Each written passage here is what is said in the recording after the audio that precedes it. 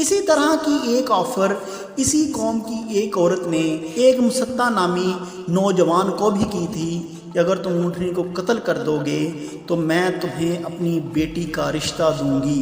لہٰذا یہ دونوں بدبخت یعنی کہ کدار بن سالف اور مصطح اپنے چند اوباش دوستوں کے ساتھ مل کر ایک گلی میں اس اونٹنی کا انتظار کرنے لگے۔ جب وہ اونٹنی اس گلی سے گزری تو ایک اوباش جس کا نام مصطح بن سالف تھا اس نے ایک تیر اونٹنی کی پیشانی پر مارا۔ پھر باقی اوباش شور مچاتے ہوئے اونٹنی پر ٹوٹ پڑے۔ وہ اونٹنی زخمی ہونے کے باوجود بھی اتنی طاقت رکھتی تھی کہ وہ اپنے پاس کسی کو بھی بھٹکنے نہیں دے رہی تھی۔ بالآخر کدار بن سالف ملعون نے اس کے پیچھے سے پہنچ کر تلوار سے اس کی کونچیں کاٹ دی۔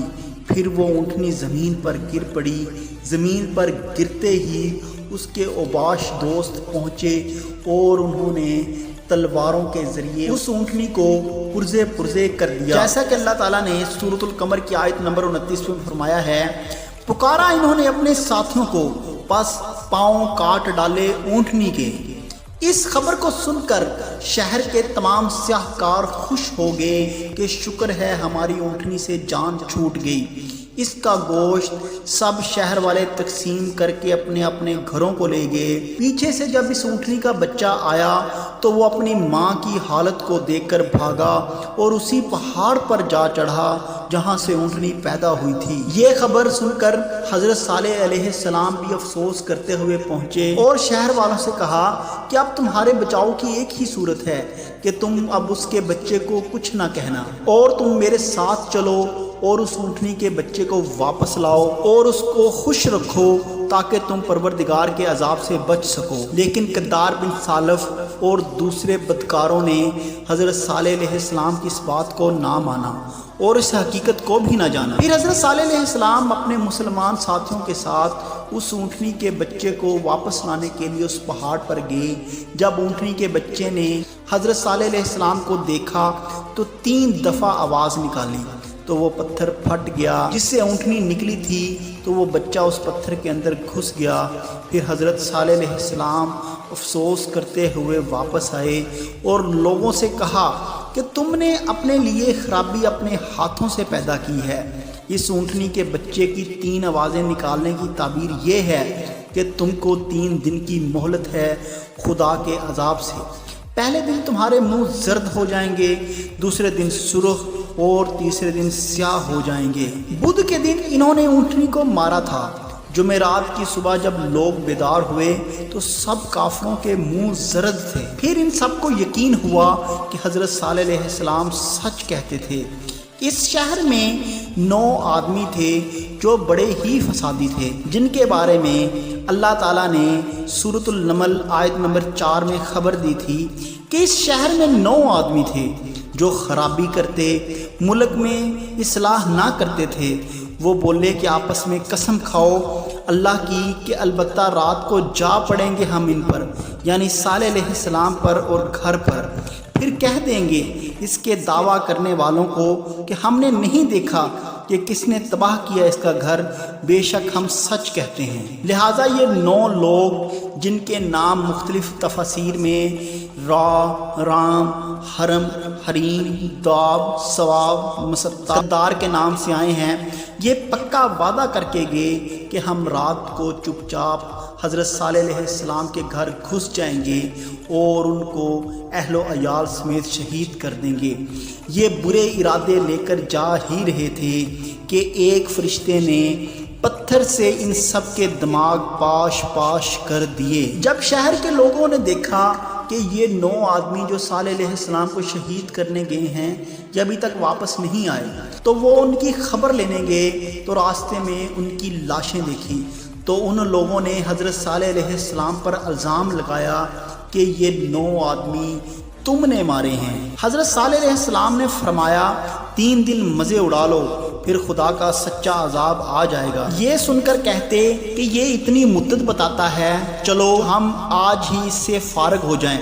جس پتھر سے اونٹنی نکلی تھی اسی پہاڑ پر حضرت صالح علیہ السلام کی مسجد بھی تھی، جہاں آپ نماز پڑھتے تھے۔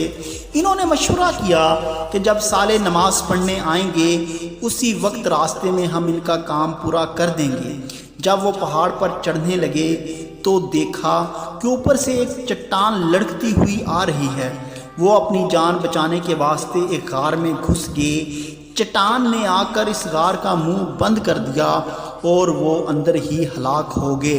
انہوں نے حضرت صالح علیہ السلام کو خفیہ تدبیر سے قتل کرنا چاہا تو خدا نے ان کو پوشیدہ غار میں ہلاک کر دیا، جیسا کہ اللہ تعالیٰ نے سورۃ النمل آیت نمبر 50 اور 51 میں فرمایا، انہوں نے ایک خفیہ تدبیر بنائی صالح کے قتل کی، ہم نے بھی ایک تدبیر بنائی ان کے قتل کی اور وہ نہ سمجھے، پھر دیکھو ہماری تدبیر کو کہ ہلاک کر ڈالا ہم نے سب کو۔ چنانچہ جب لوگوں نے یہ سنا کہ ان کے وہ لوگ بھی مارے گئے ہیں جو حضرت صالح علیہ السلام کو پہاڑ پر شہید کرنے کے لیے گئے تھے، تو لوگ حضرت صالح علیہ السلام کے گھر کے ارد گرد جمع ہو گئے اور حضرت صالح کے گھر کو گھیر لیا۔ تو جندہ بن عمر جو کہ حضرت صالح علیہ السلام کا معجزہ دیکھ کر مسلمان ہوا تھا، وہ اپنی فوج لے کر اس قوم کے مقابلے کے لیے آیا۔ آخر چند آدمیوں نے درمیان میں آ کر یہ فیصلہ کیا کہ حضرت صالح علیہ السلام شہر سے چلے جائیں۔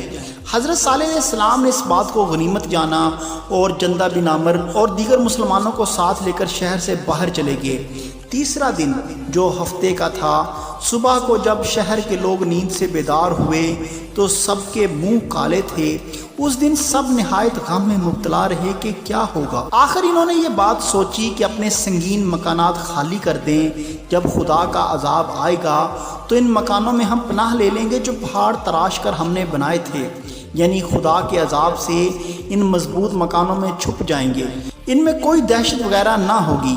حاصل کلام یہ ہے کہ اسی دن کی صبح کو حضرت جبریل علیہ السلام اللہ تعالیٰ کے حکم پر زمین اور آسمان کے درمیان ایک دہشت ناک صورت میں ظاہر ہوئے اور ایک ایسی سخت آواز دی کہ اس کے سبب پہاڑ جنبش میں آ گئے اور آندھی چلنے لگی۔ سب شہر والے دہشت کھا کر ان سنگین مکانوں میں گھس گئے۔ پھر حضرت جبریل نے اس سے بھی ایک سخت آواز کی، اس کے سبب سب شہر والے اوندھے ہو کر اپنے زانوں پر گر پڑے، ان کے پتے پھٹ چکے تھے اور وہ سارے جہنم رسید ہو گئے۔ حضرت صالح نے جب یہ خبر سنی تو مسلمانوں سے فرمایا، یہ شہر غضب الہی کے نازل ہونے کی جگہ ہے، جہاں رہنا مناسب نہیں ہے، لہٰذا مکہ مکرمہ حرم شریف کا احرام باندھو اور وہاں چل کر رہیں۔ چنانچہ سب نے حضرت صالح علیہ السلام کے فرمان کے مطابق عمل کیا اور مکہ مکرمہ چلے گئے اور نجات حاصل کی۔